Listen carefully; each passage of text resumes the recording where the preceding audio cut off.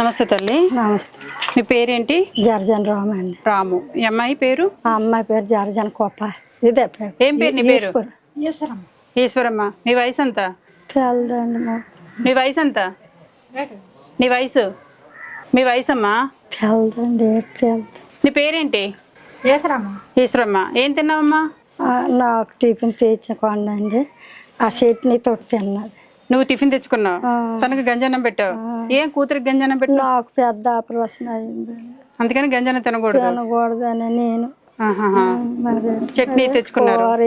ఏదో దీనికి ఆ చట్నీ తోటి బొబ్బు వేసి. ఓకే అమ్మా. మరి ఎవరు లేరు. మరి ఎవరు లేరు అంటున్నారు. ఎంతమంది పిల్లలు మీకు?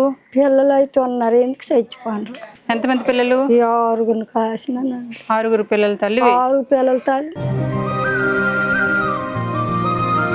ఒక్కలు నీదిగో పాప ఉంది, జడ్డుదయ్యి ఒక్కది ఉంది. కానీ ఆ అమ్మాయి అలా ఎవరు లేరు. ఎలా చనిపోయారమ్మా 6 పిల్లలు? పిట్సులు వచ్చేసాయి. 6కినా? ఎంతమంది? 6 పిల్లలు అంటే ఎవరెవరు? మరి పేర్లు ఎట్టింది దాకా ఉండరేటండి. చిన్న వయసులోనే? చిన్న వయసులోనే చచ్చిపోయారు.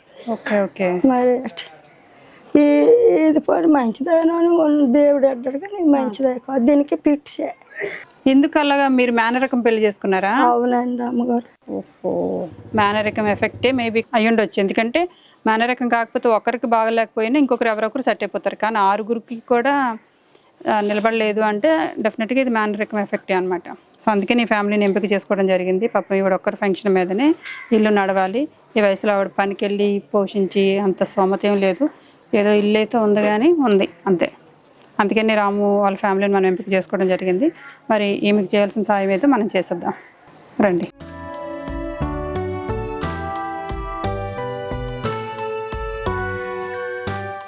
ఈశ్వరి, అన్నం వంట చేస్తావా నువ్వు?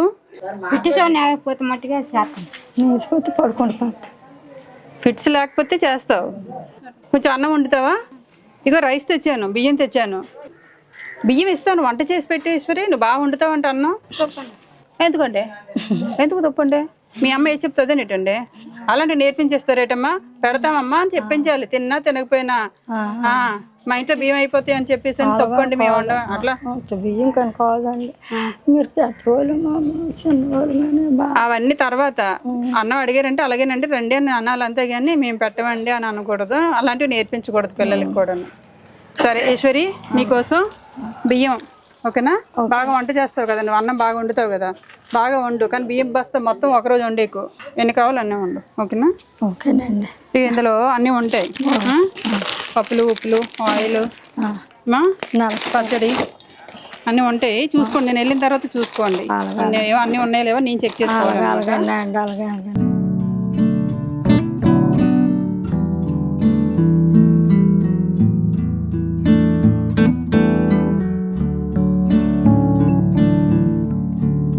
అమ్మ రాములు, నీకు ఈ చీర బాగుందా?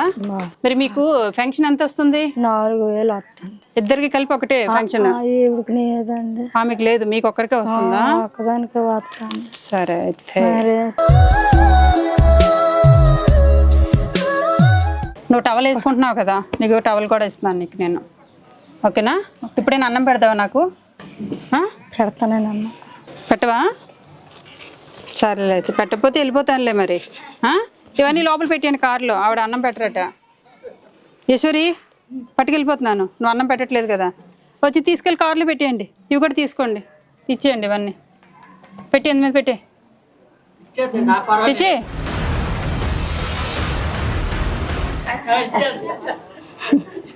ఇవి కూడా లోపల పెట్టి. ఓయ్ హలో, ఇవి మా కారులో పెట్టి. నేను ఒట్టుకెళ్ళాను. ఎందుకని?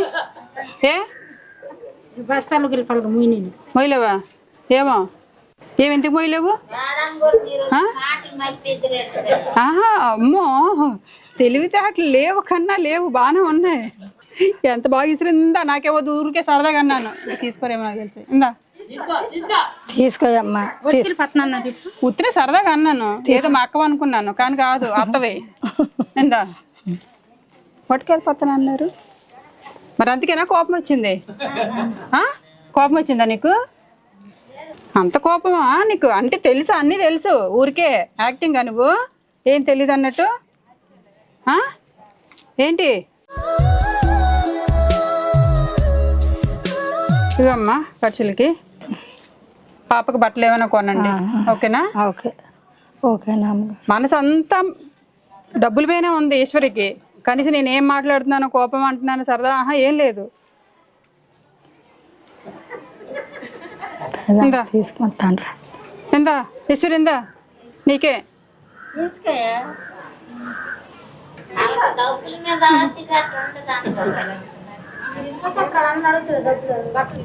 నువ్వు డబ్బులు వద్దన్నావు కదా, ఇంకెప్పుడు మీ అమ్మ నాకు డబ్బులు అడక్కు, సరేనా? ఇవమ్మా పాపకి ఏమైనా కొనండి, లేకపోతే మీరు ఇంకేమైనా కావాలంటే అన్ని అవసరత నిత్యావసర సరుకులు అన్నీ అయితే ఉన్నాయి, ఓకేనా? సరే అయితే మీరు కడుపునండి, అన్నం తినండి అమ్మా. వెళ్ళొస్తాను ఈశ్వరి, వెళ్ళొస్తాను.